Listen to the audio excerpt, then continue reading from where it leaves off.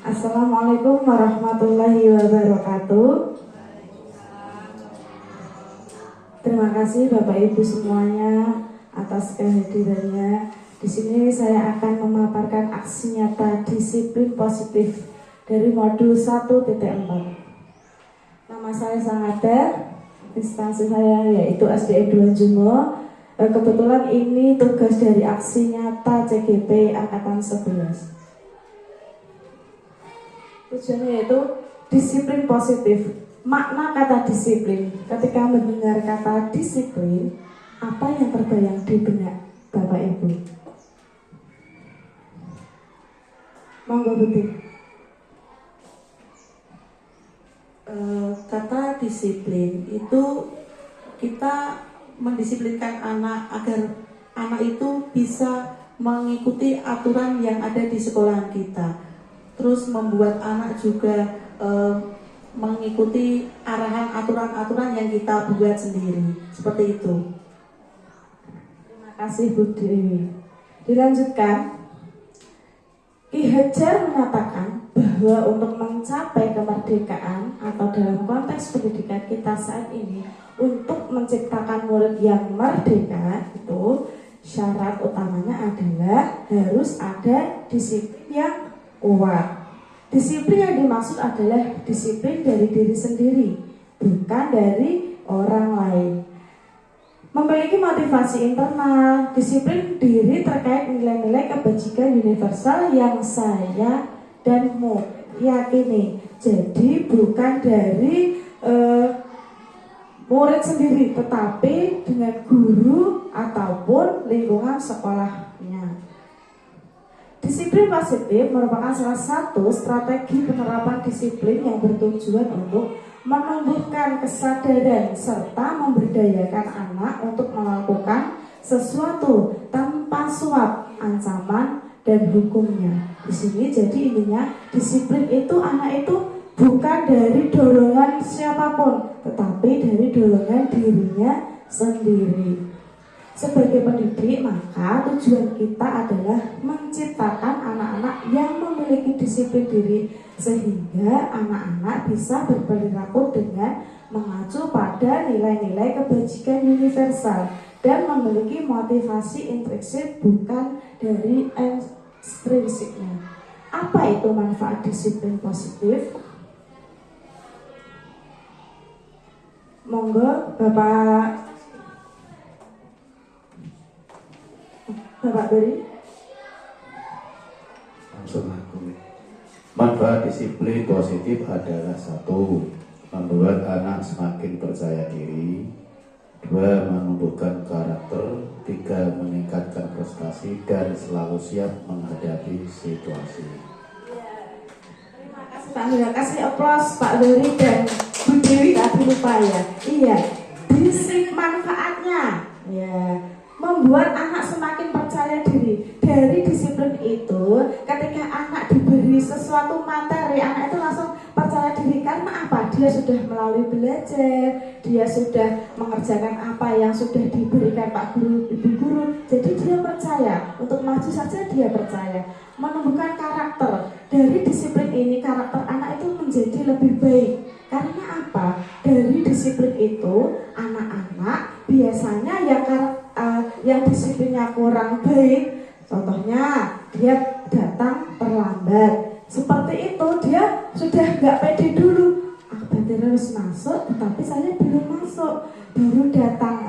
Seperti itu contohnya. Untuk meningkatkan prestasi dari disiplin itu, anak juga bisa meningkatkan prestasi dari akademik maupun prestasi non akademik. Selalu siap menghadapi situasi. Tadi seperti contohnya, jika Pak Guru menunjuk, biasanya dia sudah pede dulu karena dia selalu melakukan kedisiplinan positif. Dia pede seperti itu. Para guru dalam pendidikan yang bertujuan untuk menghadapi tantangan abad ke-21, paradigma ini menekankan pada pengembangan keterampilan abad ke-21 seperti keterampilan berpikir kritis, kreativitas, kolaborasi, komunikasi, pemecahan masalah, dan literasi digitalnya. Adapun nilai kebajikan dalam profil pelajar Pancasila, monggo dinyanyikan siapa yang bisa. Semuanya bisa ya. Belajar Pancasila, beriman dan bertakwa pada Tuhan yang Esa, dan berakhlak mulia, berkebinekaan global, gotong royong mandiri, kreatif dan bernalar kritis. Ya, terima kasih. Tujuan pendidikan kita saat ini adalah apa? Ya ini, profil pelajar Pancasila, beriman dan bertakwa kepada Tuhan Yang Maha Esa. Salah satu contoh dari beriman dan bertakwa di lingkungan Bapak Ibu, contohnya apa?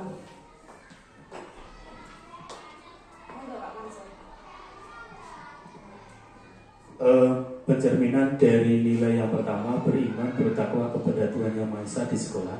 Penerapannya biasanya kita mengadakan kegiatan pembiasaan.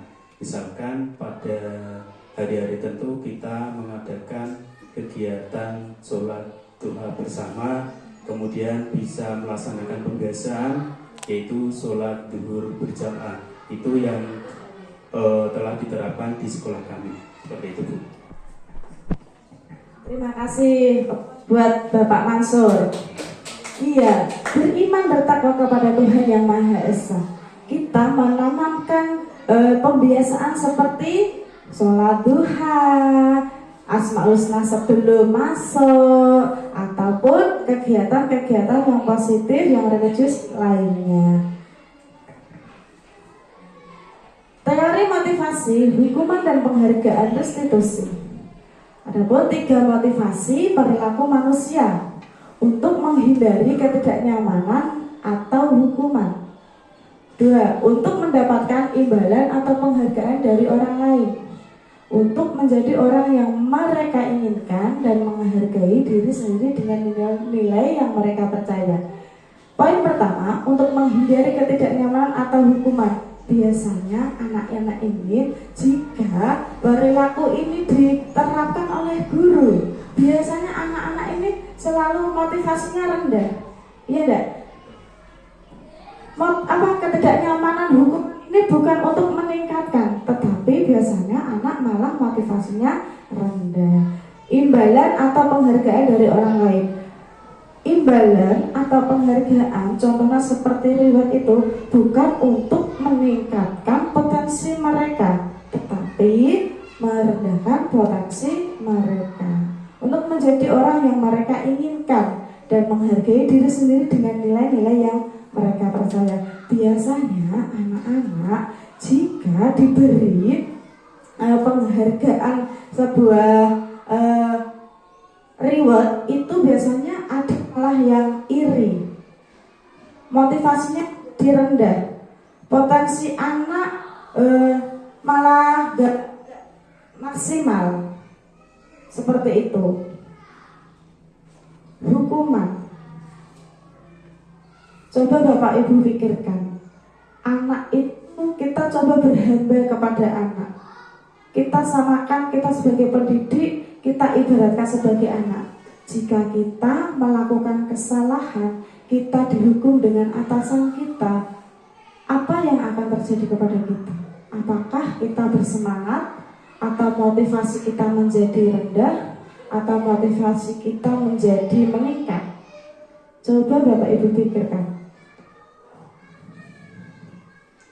Dalam menjalankan peraturan ataupun keyakinan kelas atau sekolah, bila mana ada suatu pelanggaran, tentunya sesuatu harus terjadi. Untuk itu kita perlu meninjau ulang tindakan penegakan peraturan atau keyakinan kelas sekolah kita selama ini. Tindakan terhadap suatu pelanggaran pada umumnya berbentuk hukuman atau konsekuensinya.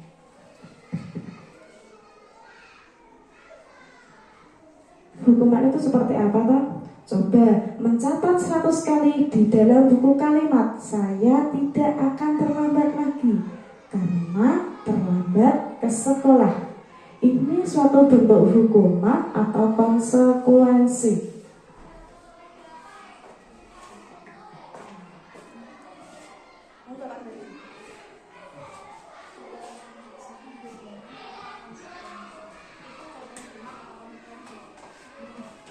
Saya tidak akan terlambat lagi. Itu contoh hukuman. Karena anak itu terlambat, maka dihukum agar tidak terlambat lagi dengan cara menulis agar teringat dan terngiang di pikiran anak-anak. Jadi itu mungkin hukuman buat saya. Terima kasih. Terima kasih. Monggo pendapat dari Bu Wulan.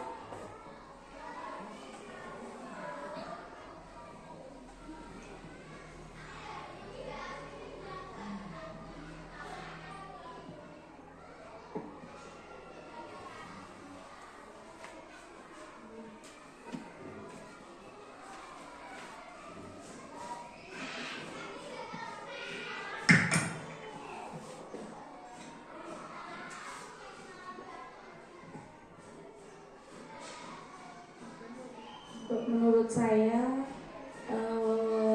mencatat 100 kali di dalam buku saya tidak akan terlambat lagi merupakan hukuman juga. Terima kasih. Mencatat 100 kali di dalam buku kalimat saya tidak akan terlambat lagi. Harusnya apa? Coba. Iya. Adalah sanksi atau konsekuensi.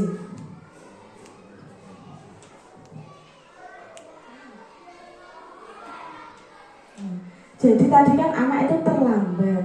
Harusnya anak itu bukan mencatat, tetapi diberi arahan yang lebih positif lagi. Seperti itu. Lari mengelilingi lapangan basket 2 kali karena terlambat hadir di sekolah. Itu sebuah hukuman atau konsekuensi? Monggo Bu Dewi.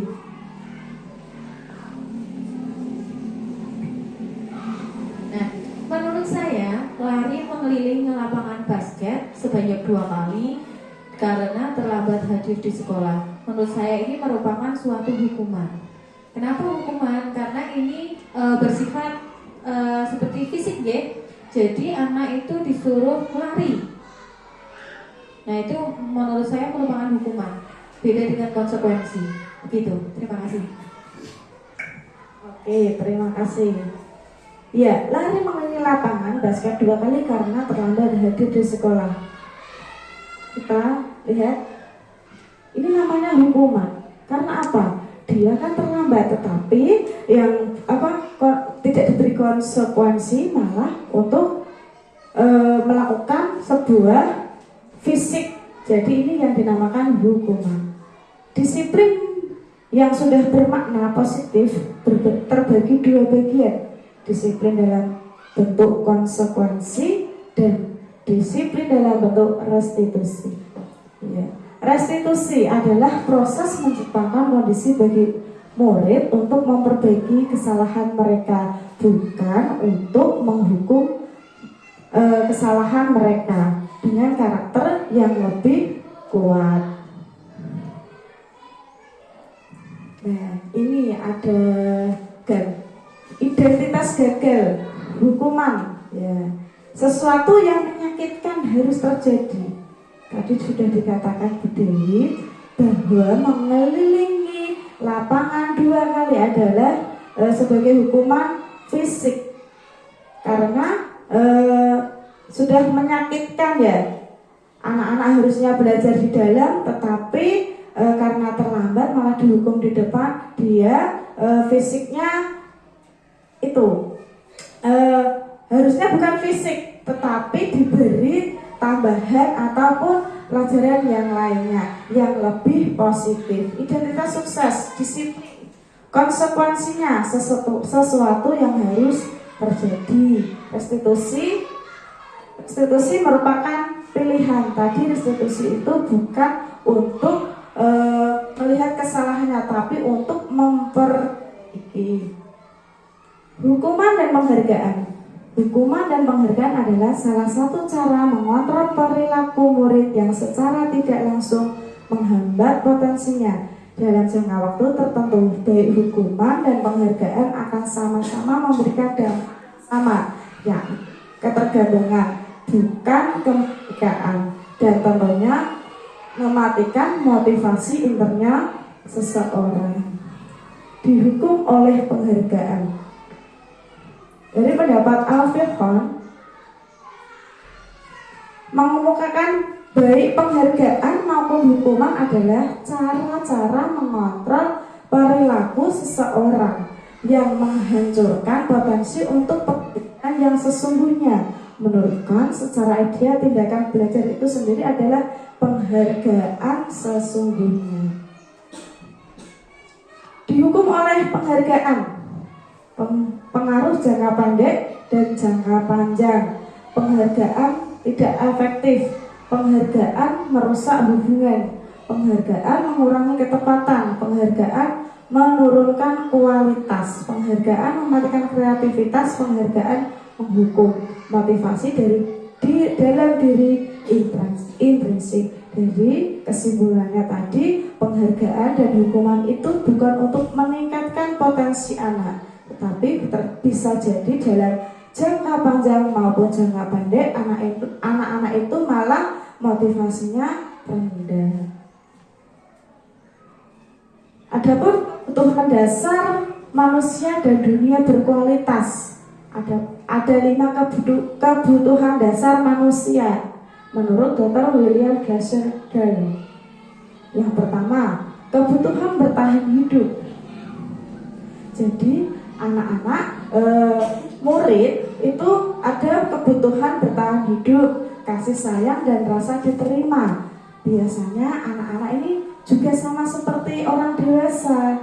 Jika mempunyai kreativitas ataupun pendapat, dia juga ingin diperhatikan, dikasih sayang dengan lembut. Penguasaan kebutuhan pengakuan atas kemampuannya. 4. Kebebasan kebutuhan anak.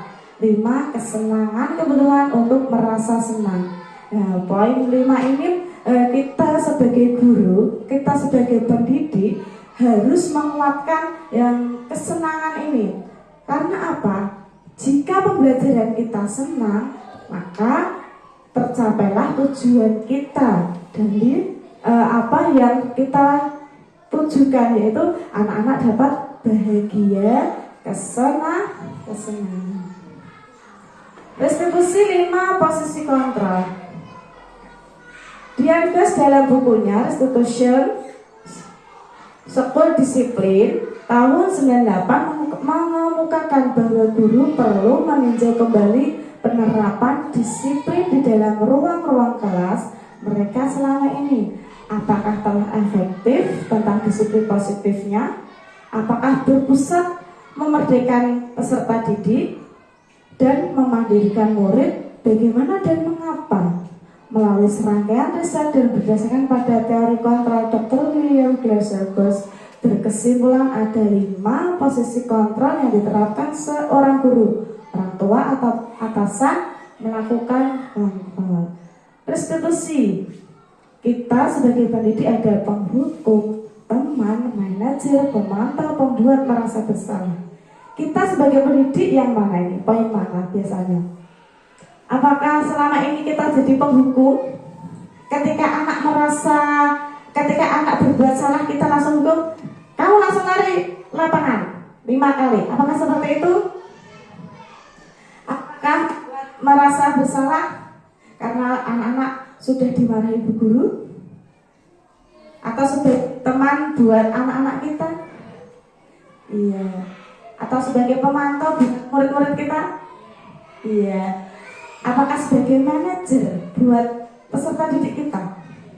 Iya. Coba ya. Mengapa keyakinan kelas? Mengapa tidak peraturan kelas saja? Putri, mengapa harus keyakinan kelas? Kalau keyakinan kelas itu kan anak yang dibuat kan, yang membuat kan antara guru dengan siswa. Tapi keyakinan kelas ini nanti kesepakatannya ditempel agar anak-anak dan guru ingat apa yang kita yakini, apa yang kita buat sesuai dengan kesepakatan kita bersama. Terus Kenapa tidak peraturan? Karena kalau peraturan itu nanti sifatnya terbuka untuk umum. Jadi kalau peraturan itu seolah-olah untuk semuanya, kalangan umum. Tapi kalau kita keyakinan kelas itu untuk satu kelas saja. Kalau misalnya kalau peraturan kan gimana ya, namanya aturan kan banyak sekali. Tapi kalau keyakinan ini kan kata-katanya singkat, jelas, dan mudah dimengerti, seperti itu. Terima kasih Bu Dewi.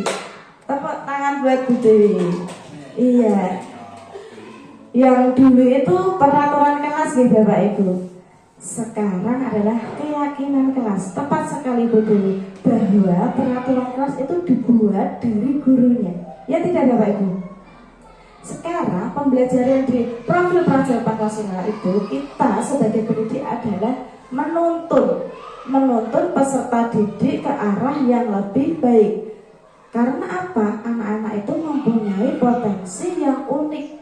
Potensi masing-masing itu kita sebagai pendidik harus menuntunnya. Dan jadi keyakinan kelas itu dibuat atas kesepakatan dari kelas Bapak Ibu guru dan murid-muridnya, bukan semata-mata dari gurunya saja, tetapi dari murid dan gurunya untuk membentuk keyakinan kelas ini. Seperti kata-katanya juga yang harus positif. Nah, contoh seperti ini. Sebelum dan sesudah kegiatan mengajar, semuanya menyapu, terus saling menghormati, seperti itu.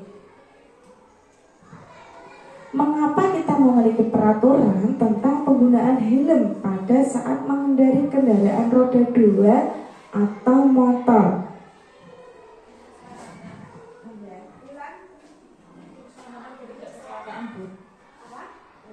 Untuk keselamatan di jalan. Kalau kita tidak memakai helm, nanti kalau kita jatuh kena aspal bisa bocor kepalanya. Ya, terima kasih Bu Rini. Jadi ini bukan karena Bu Guru nyuruh anaknya pakai helm, tidak seperti itu ya. Tetapi semata-mata anak itu tahu aturannya. Nek nggawa helm, kok aku bisa terlindungi dari mara bahaya. Itulah yang dinamakan kesepakatan. Nah, untuk apa tadi? Benar, untuk keselamatan diri sendiri. Jadi, untuk keselamatan ini bukan dari motivasi eksternalnya, tapi sudah dari dirinya, yaitu internalnya. Mengapa kita memiliki peraturan tentang penggunaan masker dan mencuci tangan setiap saat?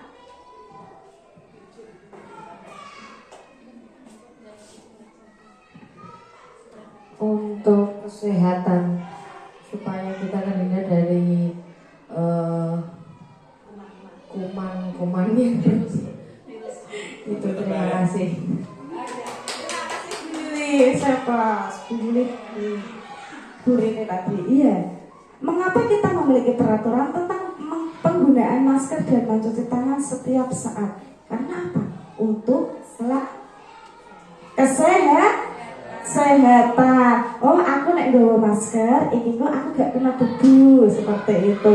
Aku gak tertular, tidak mudah keluar dengan penyakit. Ya, untuk kesehatan. Jika dikaji lebih dalam, keyakinan dapat memotivasi siswa dari dalam atau secara intrinsik. Tadi sudah saya paparkan dari memakai helm tanpa disuruh, tanpa dari motivasi eksternalnya, dia motivasi internalnya terjun.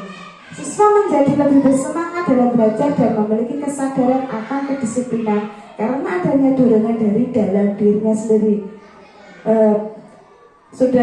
Mungkin sudah wajar ya Bapak Ibu, ketika anak disuruh tanpa kesepakatan dari anak itu biasanya anak perengat-perengut, betul?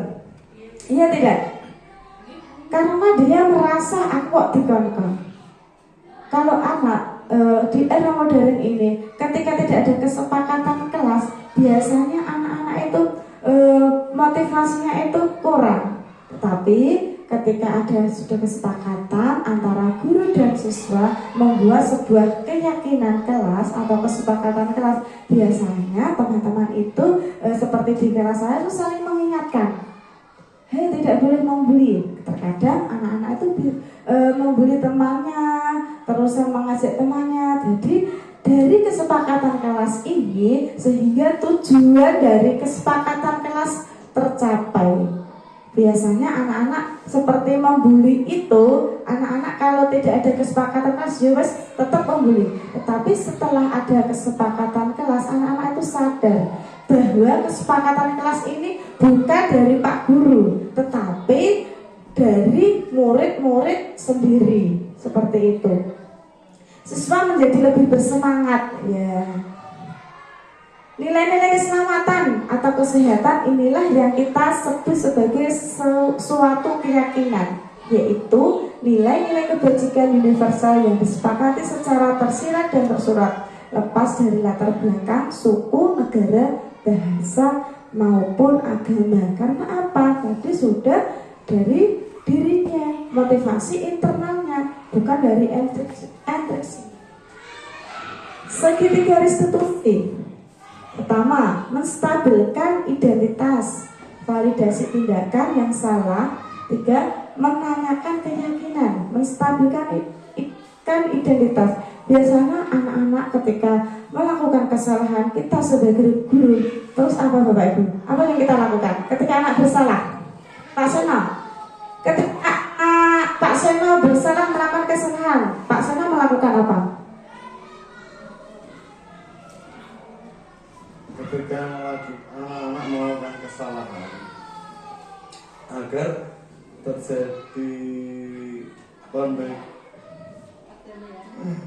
agar tidak anak-anak itu tidak mengulangi kesalahan yang sama, maka kita perlu memberi hukuman, konsekuensi, bisa melalui dia disuruh ke depan membuat tulisan apa, disuruh mengerjakan apa, seperti itu kalau menurut saya. Terima kasih Pak Sena. Saya plus buat Pak Sena. Iya Bapak Ibu, saya juga seperti itu. Sebelum mengetahui segitiga restitusi ini, ketika anak melakukan kesalahan, saya terus menghukum. Iya tidak Bapak Ibu? Benar? Pasti itu ya, langsung hukum. Tadi seperti Pak Seno, kok ngarep? Apakah ditaruh di depan anak itu akan motivasinya akan meningkat atau terus gak dari kesalahan? Tidak. Iya, tidak. Karena apa? Ketika suruh maju, anak itu pasti motivasinya akan down. Malu. Aku baru kesalahan, takut. Dia mempunyai pendapat-pendapat ketika setelah dihukum tadi, anak pasti motivasinya rendah. Dia ingin mengutarakan apa yang ingin dia sampaikan, pada dia punya ide-ide cemerlang yang luar biasa sekali. Ketika setelah dihukum, anak-anak itu malah motivasinya rendah, potensinya down, potensinya tidak dapat dikembangkan oleh anak itu sendiri. Nah, mari kita belajar tentang segitiga restitusi ini. Nah, sebentar, tak kasih video.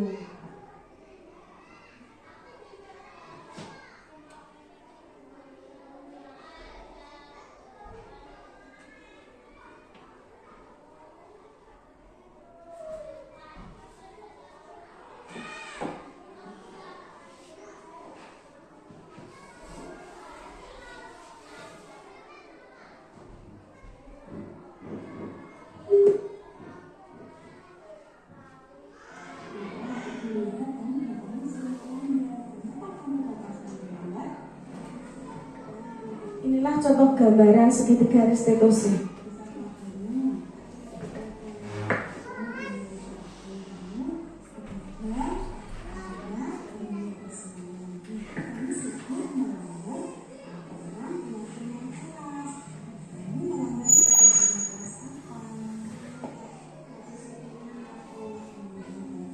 Kedisiplinan, lalu kamu tahu nggak keyakinan itu? Terus kamu laksanakan, apa kamu langgar?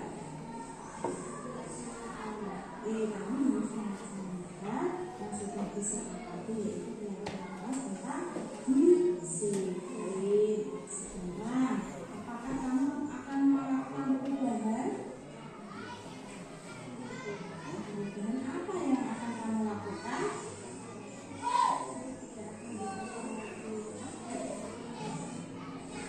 Iya, tepat sekali. Kenapa? Jangan bertingkah dan tidak ada kebenaran.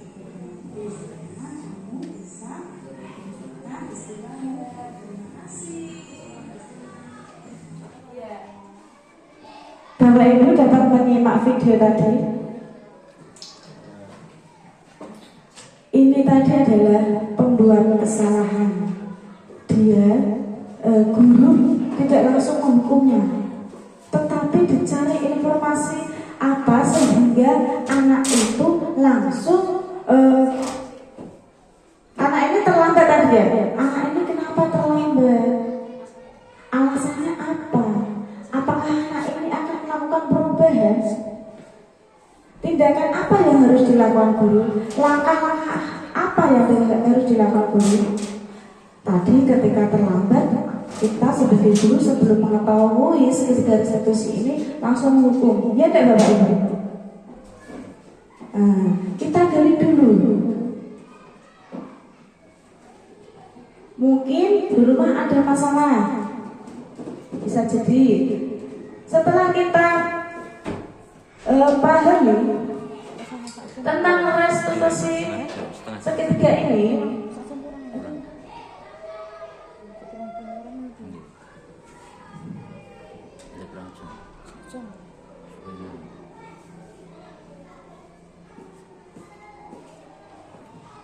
setelah kita pahami tentang restitusi segitiga ini, kita dapat menerapkan anak-anak tidak langsung menghukum, tetapi dicari akar masalahnya. Langkah-langkah apa yang harus kita lakukan agar tidak membuat motivasi anak itu rendah? Kita sebagai pendidik, kita mencari langkah yang pertama, yaitu menstabilkan identitas. Tadi ada pertanyaan, kenapa kamu terlambat? Saya terlambat karena begadang, Bu. Seperti itu. Oh, kalau begadang, berarti apa yang harus kamu lakukan biar kamu itu tidak terlambat lagi? Seperti itu. Terus, apakah dia akan melakukan perubahan? Ya, dia tadi akan melakukan perubahan, tidak akan begadang lagi. Dari restitusi segitiga restitusi ini ada yang namanya, kita sebagai apa Bapak Ibu? Kita sebagai apa tadi? Seorang penghukum atau teman?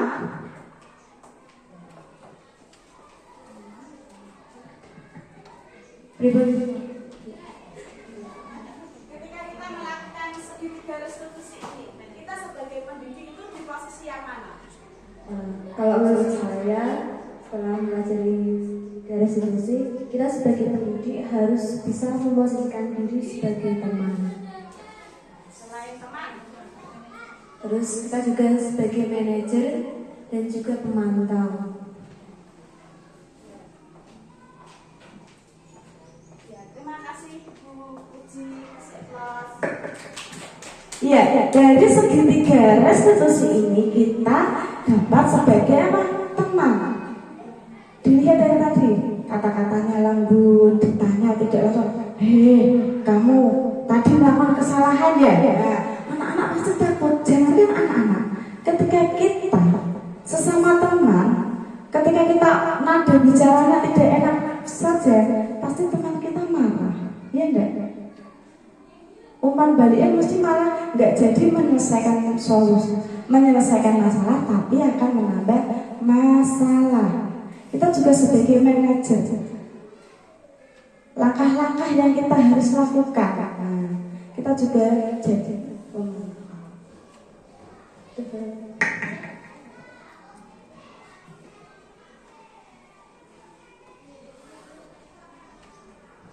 dari segitiga restitusi ini adapun umpan balik.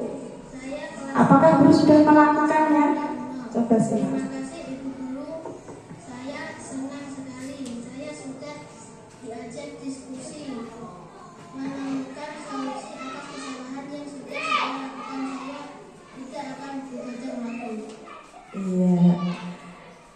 Jadi dari segitiga restitusi ini juga ada umpan balik dari muridnya.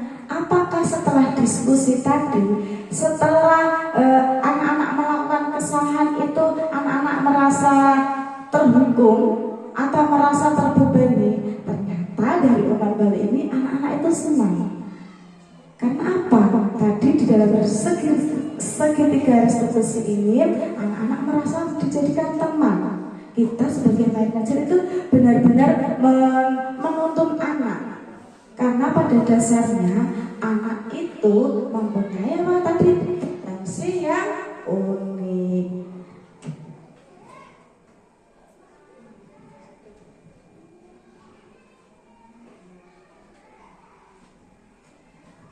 Ya, terima kasih. Demikianlah pemaparan dari saya, kurang lebihnya. Semoga ini menjadi motivasi Bapak Ibu guru semuanya tentang segitiga restitusi ini. Monggo sebelum saya tutup dapat direfleksikan, ada pertanyaan. Monggo refleksi dari Bapak Mansur. Terima kasih atas kesempatan yang diberikan kepada saya. Di sini saya tidak akan memberikan sebuah pertanyaan, tapi memberikan refleksi dari kegiatan Ibu Sangadah dalam penyampaian materi ini, bahwa materi yang disampaikan itu sudah bagus. Semoga materi yang disampaikan itu bisa membawa manfaat dan perubahan bagi kita semua, terutama kita sebagai seorang pendidik. Jadi bahwa perlu kita ketahui, guru itu merupakan harus menghamba kepada anak sesuai dari filosofi Ki Hajar Dewantara. Jadi kita harus melayani apa kebutuhan anak tersebut. Karena anak itu mempunyai karakter yang berbeda-beda. Ya. Jadi kita harus pandai-pandainya dalam memberikan pembelajaran kepada anak. Demikian yang bisa saya sampaikan. Terima kasih. Dari Bu Dewi, apa refleksi dari pembelajaran hari ini? Apa yang sudah diserap? Terima kasih refleksinya buat diri saya untuk Ibu Sangadah. Untuk kali ini yaitu perkenalkan dulu ya, nama saya Ibu Dewi Farida, saya dari SD Negeri Ciganjumo. Sebagai calon penggerak angkatan 11 ini, sekarang ini saya sedang mengikuti diseminasi budaya positif modul 1.4 pendidikan guru penggerak angkatan 11. Setelah mengikuti diseminasi ini, saya merasa senang dan saya juga merasa banyak ilmu, di mana ilmu itu akan diberikan oleh Ibu Sangadah kepada saya dan kita teman-teman semua, membuka pikiran saya yang dulunya negatif menjadi tindakan yang positif. Peserta didik juga setelah mengikuti materi pembebasan ini atau diseminasi ini, saya menjadi paham seorang pendidik itu membutuhkan waktu. Seorang pendidik itu juga membutuhkan emosi yang stabil, mendidik manusia yang berguna bagi nusa dan bangsa. Terima kasih. Wassalamualaikum warahmatullahi wabarakatuh. Satu kali lagi dari Bapak Kundari, apa refleksi hari ini dari pemaparan saya? Terima kasih. Setelah menyimak dan melakukan diskusi untuk hari ini, pagi ini, bisa kami sampaikan, semoga apa yang disampaikan tadi betul-betul bisa kita pahami. Setelah kita pahami, dapat kita lakukan. Jadi kadang-kadang itu kita kan kalau ada ungkapan itu lebih mengena perbuatan daripada berbicara. Itu Jadi semoga dengan pembicaraan pagi ini betul-betul bisa kita buktikan lagi. Terima kasih. Terima kasih aplaus buat Bapak Kondori dan semuanya. Iya, dari pembelajaran ini yang sudah direfleksikan oleh Bapak Mansur, Bapak Kondori dan Ibu Dewi adalah pendidikan. Kita sebagai pendidik adalah tugasnya menuntun bahwa anak mempunyai potensi masing-masing. Anak mempunyai keunikan seperti filosofi Ki Hajar Dewantara. Tugas kita yaitu tadi apa? Menuntun, mengarahkan ke arah yang lebih baik, mengarahkan tingkah lakunya yang lebih baik, yang positif seperti itu. Benar sekali bahwa setelah mengetahui pemaparan dari segitiga restitusi ini, kita semoga kita dapat kembangkan di lingkungan Bapak Ibu semuanya dan memberikan manfaat bagi anak didik kita. Pada dasarnya bahwa kita sebagai pendidik di sekolah adalah harus berhamba kepada peserta didik. Kita sebagai pelayan. Bagaimana sebagai pelayan? Ketika pelayan itu tidak mengetahui metode strategi yang harus diterapkan di sekolahan, anak mungkin iya, demikianlah pemaparan dari saya. Semoga benar-benar membawa manfaat bagi semuanya. Bila taufiq wal hidayah, wassalamualaikum warahmatullahi wabarakatuh.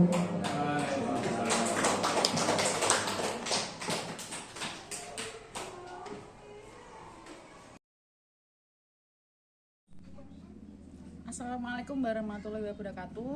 Nama saya Ibu Angga Puspitarini dari SDN 2 Jemu, teman sejawat dari Ibu Sangadah CGP Angkatan 11.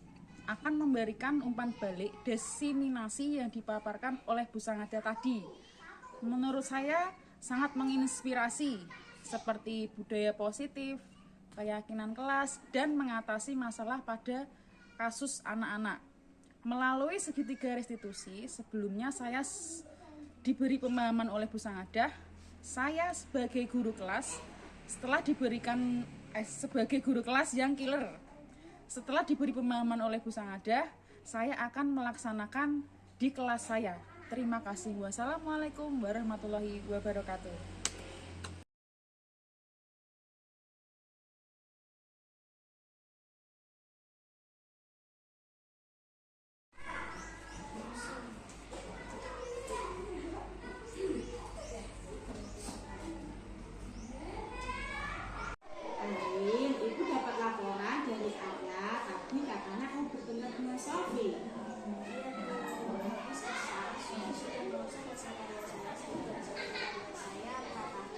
Oh begitu, wajar jika ibu di posisi kamu itu juga akan melakukan hal yang sama.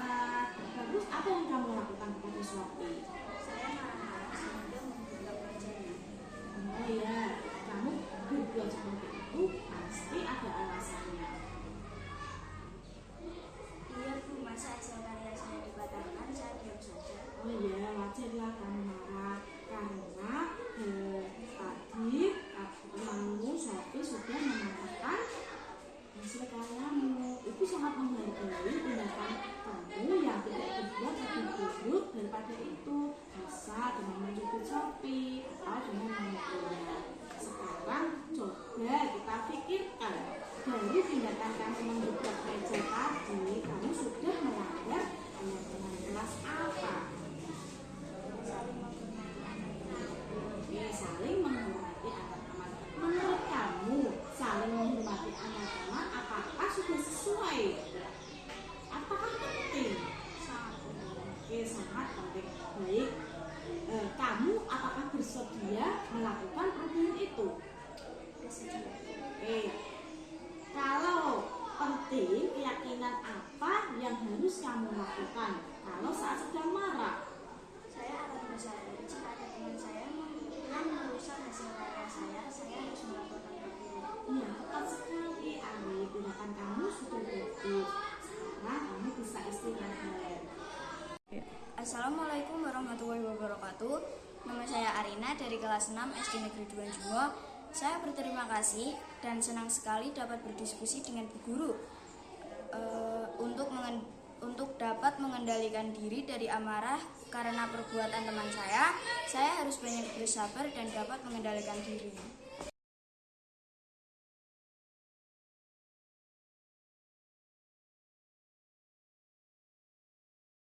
Putra, Ibu lihat kamu datangnya sering terlambat. Kenapa kamu datang sering terlambat? Karena telat bangun, Bu.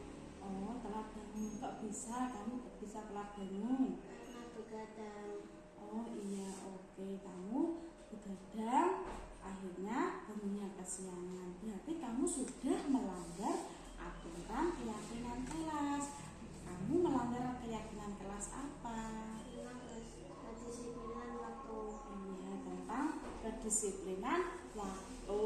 Kamu tahu enggak keyakinan itu harus kamu laksanakan atau kamu langgar? Dilaksanakan. Oke, kamu harus melaksanakan yang sudah disepakati, yaitu keyakinan kelas tentang disiplin. Sekarang, apakah kamu akan melakukan perubahan?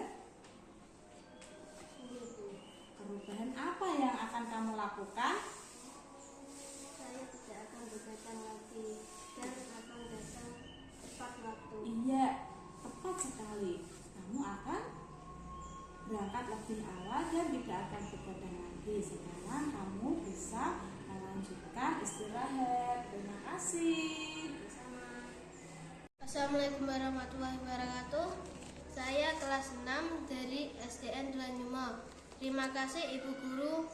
Saya senang sekali. Saya sudah diajak diskusi menemukan solusi atas kesalahan yang sudah saya lakukan. Saya tidak akan begadang lagi.